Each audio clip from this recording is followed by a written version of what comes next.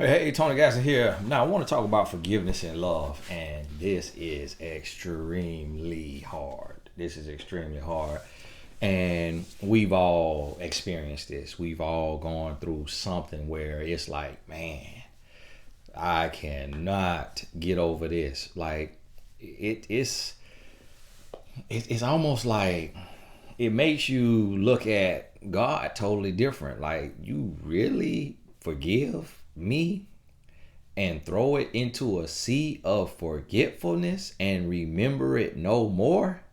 Like, what kind of love is that?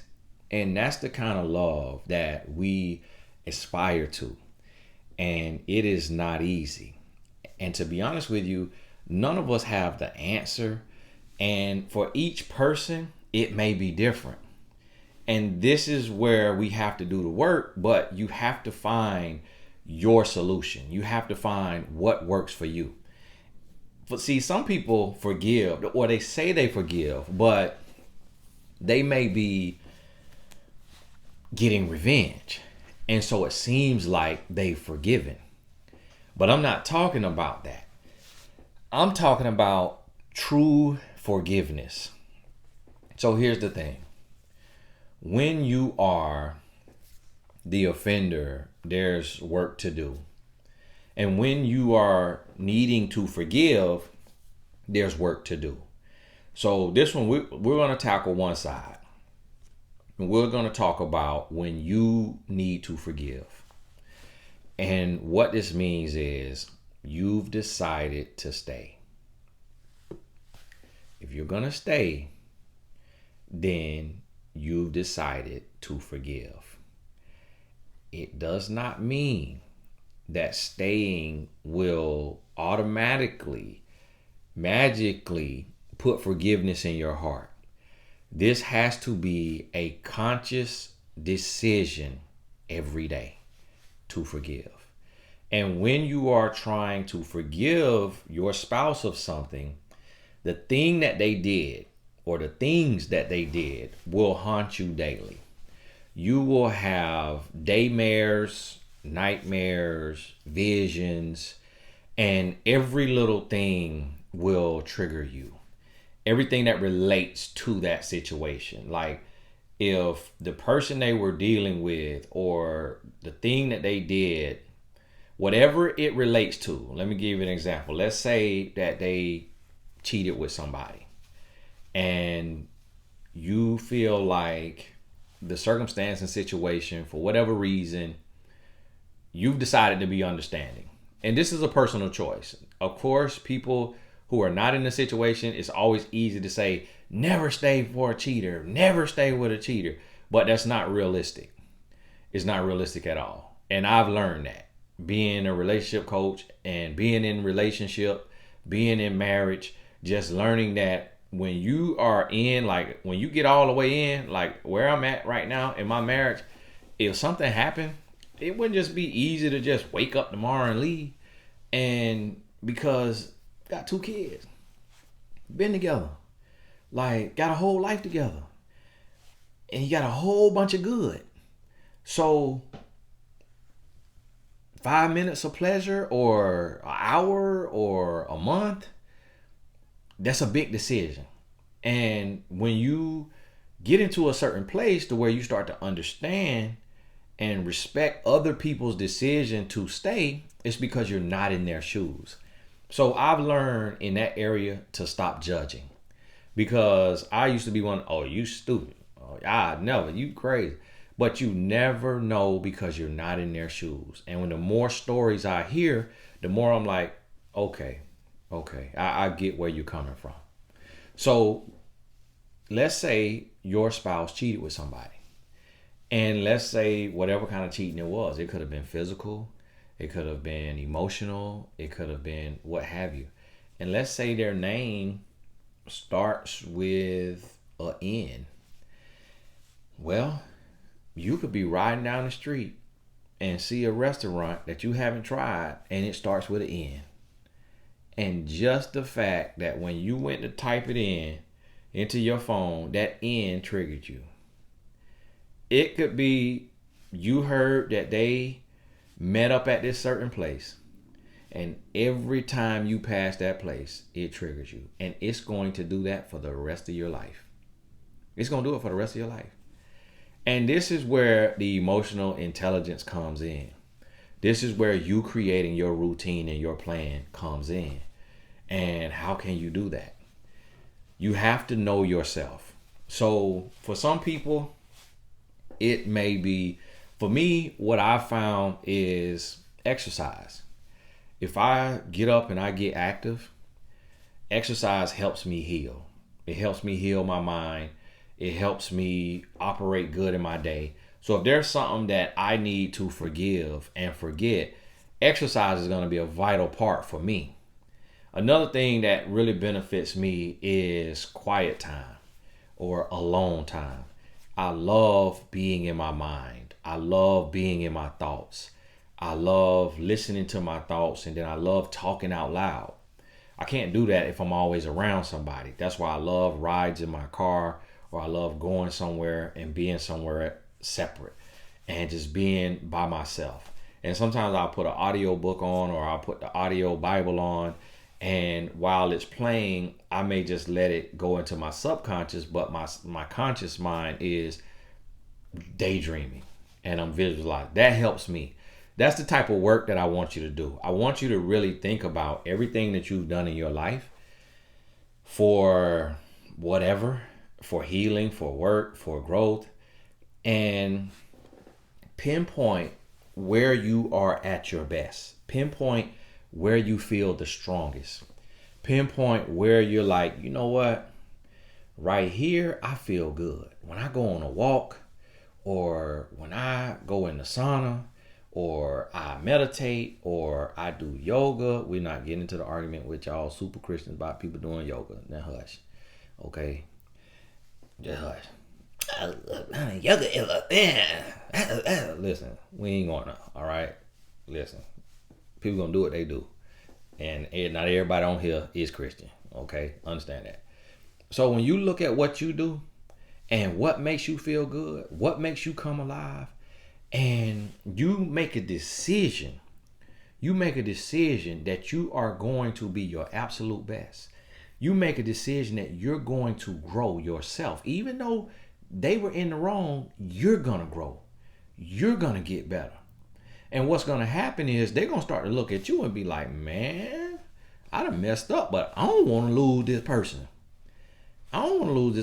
And a part of your forgiveness is you putting new boundaries in place. You put new things in place and you let it be known. Because see, you got the right to forgive and stay, and you got the right to forgive and leave. You got that right. So when you look at it, you can literally say, hey, you know what? I'm going to forgive and I'm going to stay. But listen to me. If this or anything close to it happens again, I'm gone, and I'm gone for good. And I'm not going to beg you to believe me right now. I'm not going to make you believe me, but I'm telling you, if I find out again, and I'm not going to stress myself. I'm not going to be Columbo, Matlock, Blues Clues. I'm not going to stress myself. What's done in the dark going to come to the light, and I don't care if it's 20 years from now. I'm walking out, you're going to see my back, and I'm not turning around. Listen to me. Do you hear me? No, listen, I don't think you hear me. Do you hear what I'm telling you? And I'm going to tell you like this right here. The Bible says not to swear. I'm willing to die behind this one. I'm swearing to you. This right here happened again. That's you telling me you don't want to be with me. That's you telling me this relationship over. You make it that clear. You make it expressly clear so that he or she cannot confuse how serious you are. You are not yelling. You are not cursing. You're not storming through the house. You got that Liam Neeson voice on from the Taken movie that I tell y'all about. I will find you and I will kill you. You got that kind of voice so that he or she knows that they know that they know. And this when you're going to find out if a person really cares for you, if a person really loves you. But the thing about it is in a space of forgiveness, you have to go into a space of growth. Because see, here's the thing. Sometimes when we are hurt and we need to forgive, we helped create the environment to be hurt. A lot of people don't want to hear that. A lot of people don't want to hear that. There is such thing as provocation, meaning to provoke someone. There is such thing as the person you're with feeling like they can't leave and they can't get away and they can't get out of the relationship, but you create an environment that makes them do something, trying to find some semblance of peace, some semblance of safety, some semblance of normalcy because of your toxicity. And you have to be honest about that. So there is a thing where, and people, you're not going to understand this on just any and every level. So don't argue with me on this. Just give your life some time. Because what I understand now, I didn't understand 15 years ago. I didn't understand being single. I didn't understand being in a play relationship. I didn't understand before being a relationship coach. So as life goes, you start to understand more. But there is such a thing as you being the reason someone cheated. We always say a person doesn't cheat because of you. They cheat because they want to cheat. Yeah, they still cheated because they wanted to cheat, but you could have pushed them to cheating. They could have gotten something to where it was just conversation and it just felt good to have a conversation without being nagged, without being critiqued, without being judged. And just that conversation, they were having a conversation and the person they were conversing with leaned in for a kiss and just started kissing them. And before they knew it, because the space was so safe, they started kissing them back. But it really, the stimulation, the stimuli, the antecedent was you being nagging, you being controlling, you being domineering, that even had them in the space to be open to conversation with somebody else. But see, that is personal responsibility, and it's not victim shaming. Because if you were toxic, you're not a victim. You are a participant. See, when you are the victim is when you did nothing wrong. When you were doing everything right. You provided space, peace, love, trust. You did everything right. That's when you are the victim. That's when what happened, you had no hand in it. You played no part in it because you were playing your part to the umpteenth power and doing everything the way it needed to be done. You were doing it right. So there's a difference, and you have to understand which side you're on when it comes to forgiveness. Because here's the thing. If you did everything right, then it's less about your growth. And it's just more about your forgiveness and understanding if you're going to forgive and understand. If you decide to stay because you feel the heart of this person and you know this is just new for them, being faithful and being in a healthy relationship, and so you want to give a second chance. That's a personal choice. You might get hurt again. So that's another thing to understand when you forgive is understand you may get hurt again. Understand that you may be pushed to that limit of where they really do try you to see if you're serious.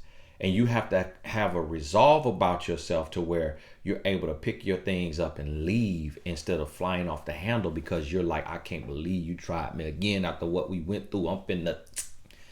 You got to make sure you've made a decision before anything happens or in case anything happens that you ain't going to take their life. and that you could walk away. Understand that now. I got a soccer game coming up, so this one we probably go by 5 more minutes. And in this forgiveness, now here's the thing with forgiveness.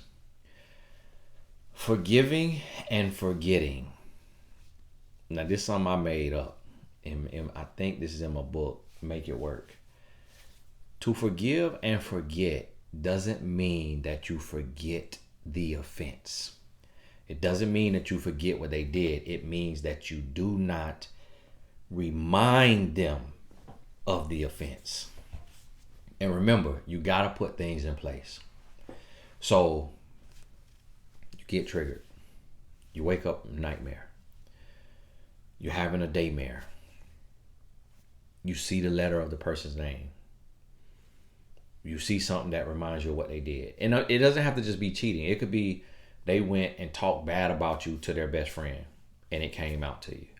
They went and just ruined your name with your coworker, with their mother, with their father, with their sister. They just really just stab you in the back for no real reason. You just don't understand why they would do you like that and why they would make you the scapegoat and the reason for all their problems. And it just really hurts you. Or they stole some money and they moved some money somewhere and they did something with it without talking to you, and y'all supposed to have trust and honesty. It could be anything. You have to put things in place to where when you're triggered and you think about bringing it up. Now, there's a season that it needs to be talked about, and it needs to be talked about thoroughly. That season may be a week. Depending on the severity, it may be 2 weeks to a month. Depending on the severity, it may also call for couples coaching. Y'all give me a call and we'll set up the couple session. It may be couples counseling. It may be Christian counseling. It's whatever outlet you want, that's what you do. But that may call for it. Depending on severity, it could be up to 12 weeks. I've seen up to, 8, 12 weeks of couples counseling or individual counseling and couples counseling. And you go through that process depending on the severity of the offense.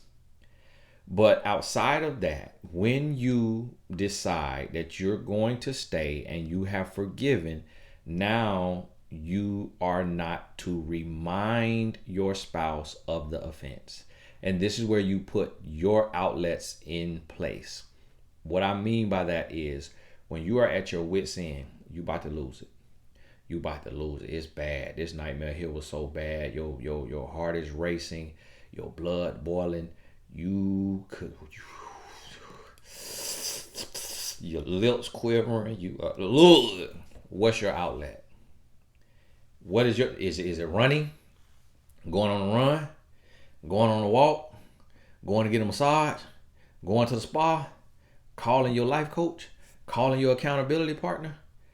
You got to have healthy outlets. Now, calling and bashing your spouse and talking about your problem to your friend, to your sister, that's not what I'm talking about. You need to have a professional. Now, your family member may be a professional, but you'll know how professional they are, how professional they are based on their stance.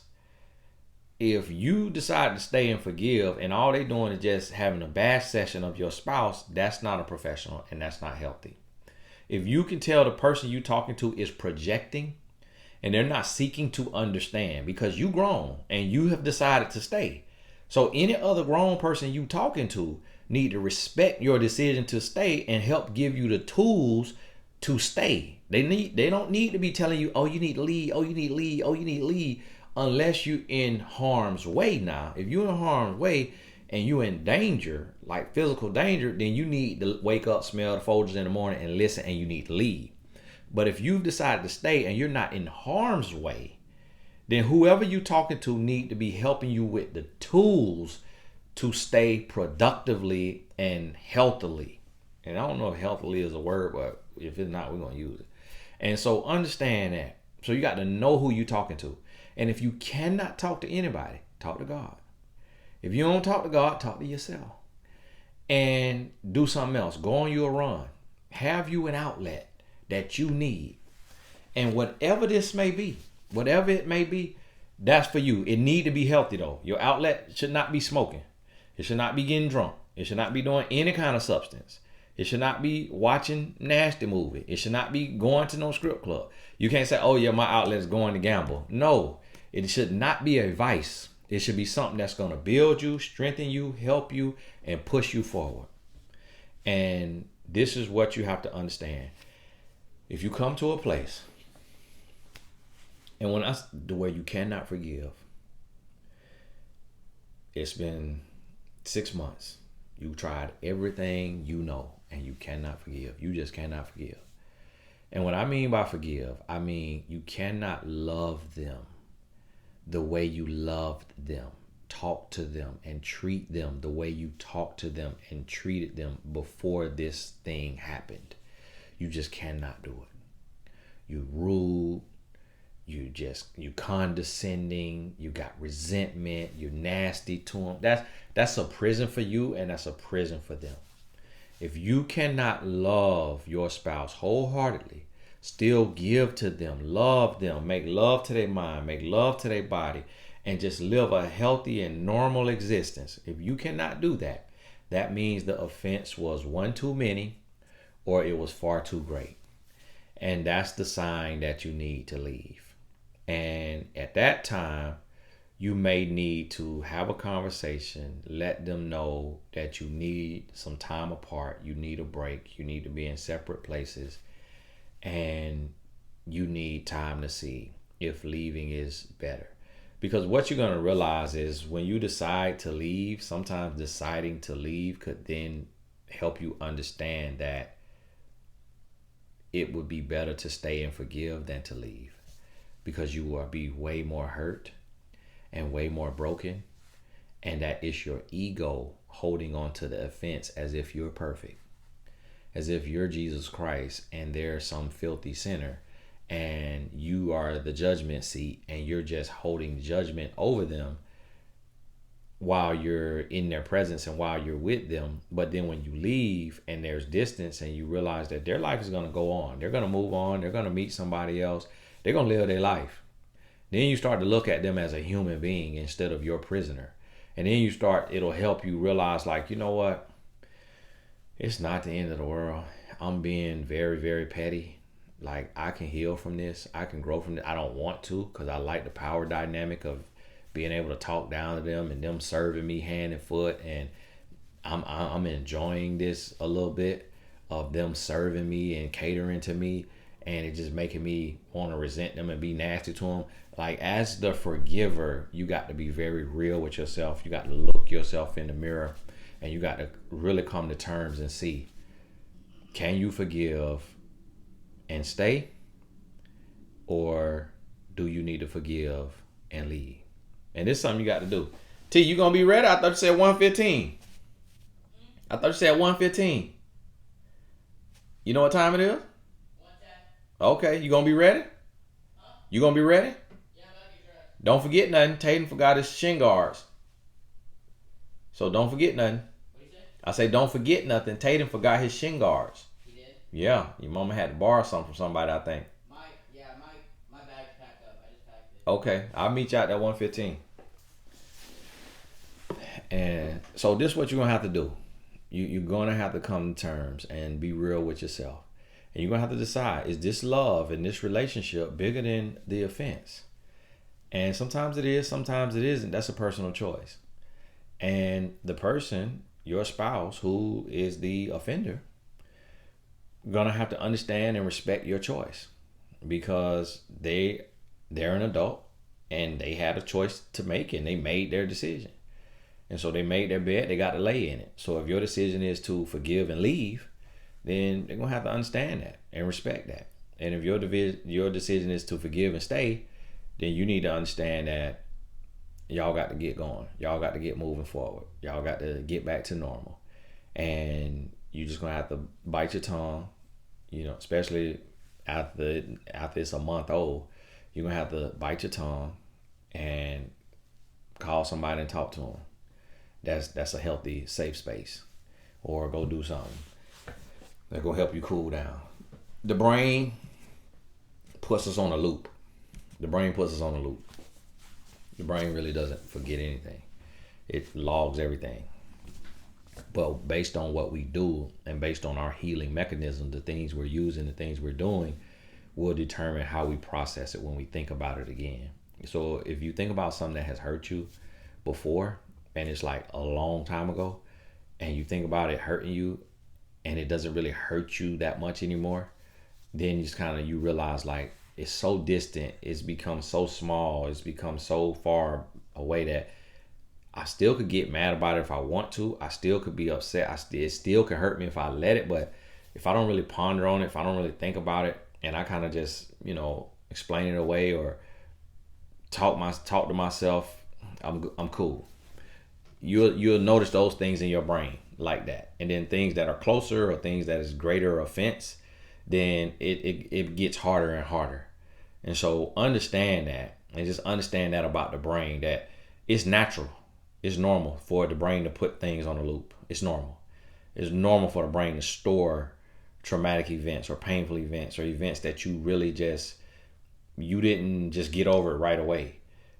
But the more you thought about it, you're writing code in your brain. So every minute you spend thinking about it, instead of diverting to something else, you're hardwiring the memory in your brain. So when it happened and you found out and you thought about it all day long, 24 hours a day for a month, you really have just wrote so much code in your brain to where you're never going to be able to forget it. But when something happens and you say, I'm going to get over this, this is ignorant, this is stupid, I'm going on. It's just like when somebody cut you off in the road. You mad in the moment, but you're like, okay, I got cut off. Okay, whatever.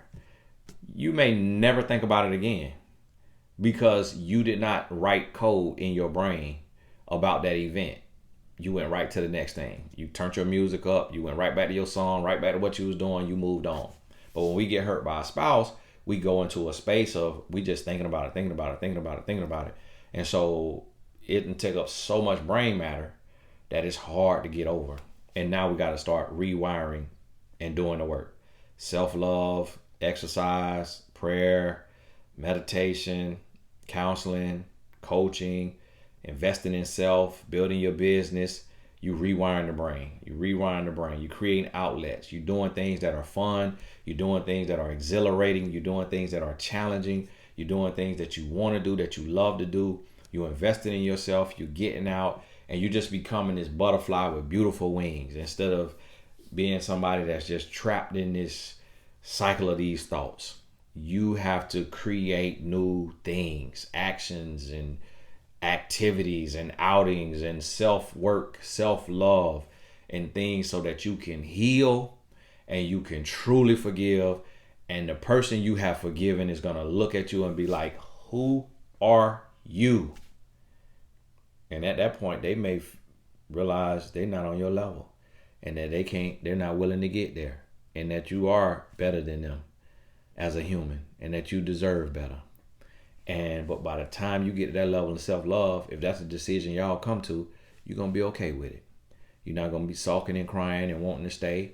And so when you grow and change, they're going to realize, you know what? I was the offender. I'm going to have to grow and change. In order for us to stay on the same path, stay on the same mindset, same wavelength, I'm going to have to grow and change for this thing to work. So, hey, think about this right here. Me and my son run a little late, but it don't take 45 minutes like he think. We about 25 minutes away. And we finna dry that angel cat. So I'm gonna get on that gas a little bit. But thank y'all so much. Not sure when this one right here go up, but we gonna work on it.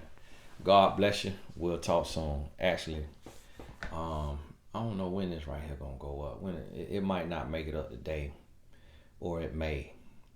And remember, if you watch this one and you missed the other marriage series, it's a playlist with marriage series. So I'm gonna start sending couples who can't afford coaching to this playlist. Go to the Hill playlist. This gonna help you. This is like marriage counseling, marriage coaching, marriage healing, everything all in one.